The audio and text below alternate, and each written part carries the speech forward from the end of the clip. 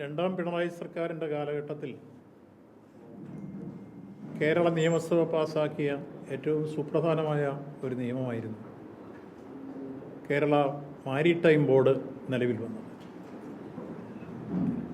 Maritime ബോർഡിൻ്റെ കീഴിലായിരുന്നു പിന്നീട് സമുദ്രവുമായി ബന്ധപ്പെട്ട വ്യാപാര മേഖലയും പോർട്ടുകളും അതിൻ്റെ അനുബന്ധ സ്ഥാപനങ്ങളുമെല്ലാം കൊണ്ടുവന്നത്.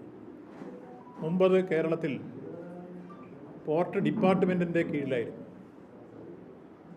നിങ്ങൾക്കെല്ലാം ഓർമ്മയുണ്ടാവും, പഴയ DGP ആയി വന്ന ജേക്കബ് തോമസ് അല്ലേ, അദ്ദേഹത്തെ ഡയറക്ടറായി വെച്ചിരുന്നൊരു ഘട്ടം. വിജിലൻസ് ഡയറക്ടറായി മാറിയതിന് ശേഷം പിന്നെ അദ്ദേഹത്തെ തിരിച്ചു വന്നപ്പോൾ വെച്ചത് നമ്മൾ ഓർക്കുന്നു, അദ്ദേഹത്തെ പോർട്ടിൻ്റെ ഡയറക്ടറായിട്ടാണ് വെച്ചത്.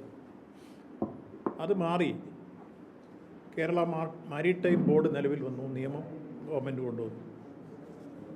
അതിൻ്റെ അടിസ്ഥാനത്തിൽ ആ ബോർഡ് സ്റ്റാറ്റ്യൂട്ടറി പവറുള്ളൊരു ബോർഡാണ്. കേവലം സാധാരണ മറ്റിതര കോർപ്പറേഷനുകളെ പോലെയോ സാധാരണ അഡ്വൈസറി ബോർഡുകളെ പോലുള്ള ബോർഡല്ല. മറിച്ച് നയപരമായ കാര്യങ്ങൾ ചർച്ച ചെയ്ത് തീരുമാനമെടുക്കാനും ഗവൺമെൻറ് അനുമതിയോടുകൂടി അത് നടപ്പിലാക്കാനുമുള്ള സ്റ്റാറ്റ്യൂട്ടറി പവറുള്ള ബോർഡാണ് മാരിടൈം ബോർഡ്. ആ ബോർഡിൻ്റെ ഘടന 12 അംഗങ്ങളാണ്. അതിൽ ചെയർമാൻ, വൈസ് ചെയർമാൻ, അതുപോലെ ഉദ്യോഗസ്ഥ പ്രമുഖരായിട്ടുള്ള 6 പേര്, 4 പേര് അനൗദ്യോഗിക പ്രതിനിധികൾ. ഇങ്ങനെയാണ് ബോർഡിൻ്റെ ഘടന. അതിൽ നോൺ ഒഫീഷ്യൽസായി വരുന്ന 4 പേര് വിവിധ രാഷ്ട്രീയ പാർട്ടികളുടെ പ്രതിനിധികളാണ്, സാങ്കേതിക വിദഗ്ധർ ഉൾപ്പെടെ.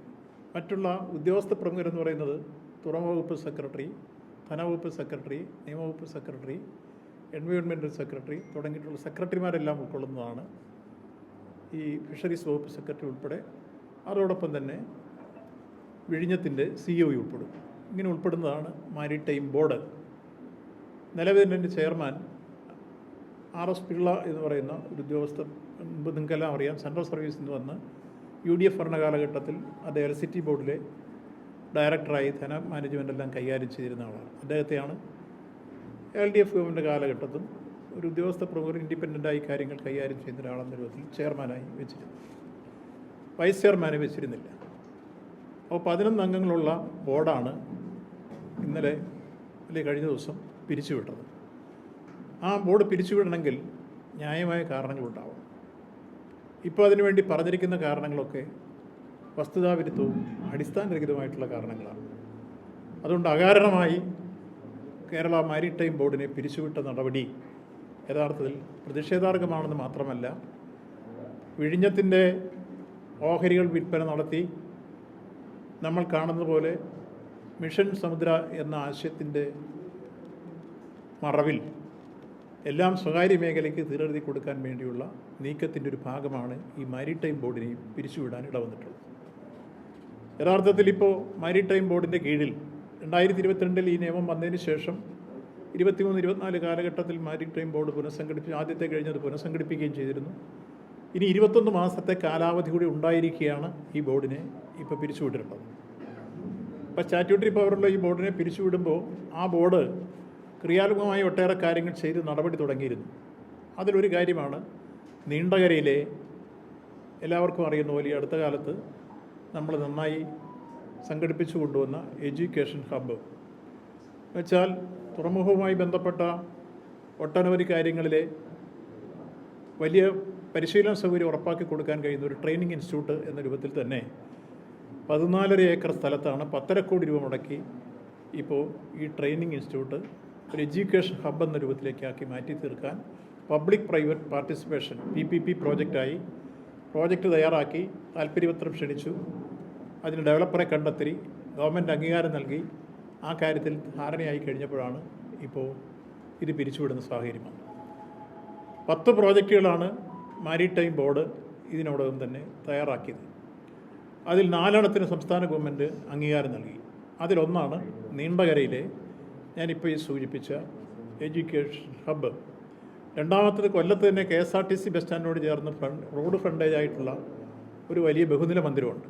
ആ ബഹുനില മന്ദിരം പൂവാർ റിസോർട്ടുകാരെ PPP പ്രോജക്റ്റ് എന്ന രൂപത്തിൽ കണ്ടെത്തി അതും ടൂറിസം മേഖലയിൽ വികസനത്തിന് വേണ്ടിയുള്ള പ്രോജക്റ്റ് തയ്യാറാക്കി അതിനും അംഗീകാരം വാങ്ങിയിരുന്നു.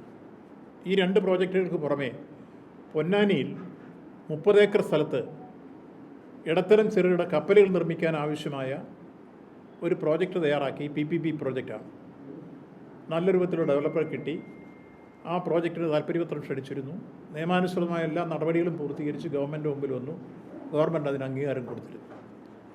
4ാമത്തെ പ്രോജക്റ്റാണ് യഥാർത്ഥത്തിൽ പൊന്നാനിയിൽ തന്നെ മറ്റൊരു പ്രധാനപ്പെട്ട ടൂറിസം സെൻറ്റർ എന്ന രൂപത്തിൽ വികസിപ്പിക്കാൻ കഴിയുന്ന 4 ഏക്കർ സ്ഥലത്ത് ഒരു പ്രോജക്റ്റ് കൂടി അവർ തയ്യാറാക്കി തന്നത്.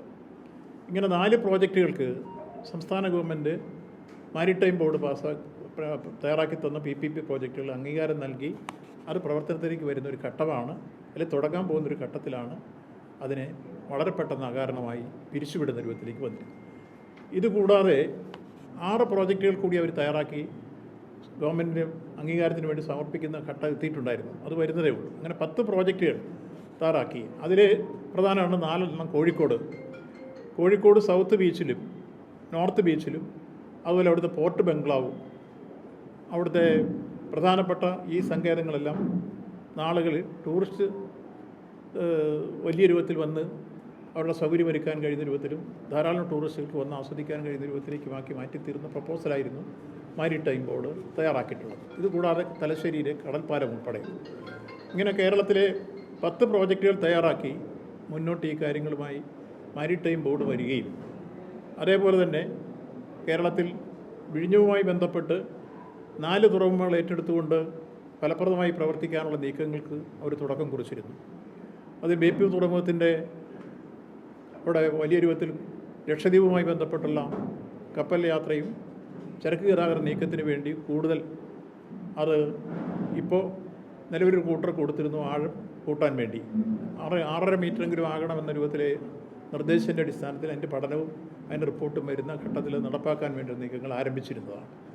ഇതുകൂടാതെ അഴീക്കൽ തുറമുഖവുമായി ബന്ധപ്പെട്ട പ്രവർത്തനങ്ങൾ, കൊല്ലം തുറമുഖവുമായി ബന്ധപ്പെട്ട പ്രവർത്തനങ്ങൾ, ഇത്തരത്തിലുള്ള കാര്യങ്ങളെല്ലാം മാരിടൈം ബോർഡിൻ്റെ കീഴിൽ നടന്നു വരുന്ന ഒരു ഘട്ടത്തിലാണ് മാരിടൈം ബോർഡിനെ ഇപ്പോൾ അകാരണമായി പിരിച്ചുവിട്ടിരിക്കുന്നത്. പിരിച്ചുവിടാൻ കാരണമായി ഒരു കാര്യം ചൂണ്ടിക്കാണിച്ചത് അവർ പ്രധാനമായി CNAGയുടെ ഓഡിറ്റ് റിപ്പോർട്ട് ഇവർ കൃത്യമായി ഹാജരാക്കിയിട്ടില്ല. ഇവർക്കതിന് ബാധ്യതയില്ല. കാരണം ഇപ്പോൾ ഉണ്ടാക്കിയിട്ടുള്ള നിയമം അനുസരിച്ച് കേന്ദ്ര ഗവൺമെൻറ് പാസ്സാക്കിയിട്ടുള്ള നിയമം അനുസരിച്ചും DPC അതിൽ കൃത്യമായി പറഞ്ഞിട്ടുണ്ട് മാരിടൈം ബോർഡിന് CNAGയുടെ ഓഡിറ്റ് ആവശ്യമില്ല. അവർ ഈ കാര്യത്തിൽ സ്റ്റാറ്റ്യൂട്ടറി പവറുള്ള ബോർഡാണ്.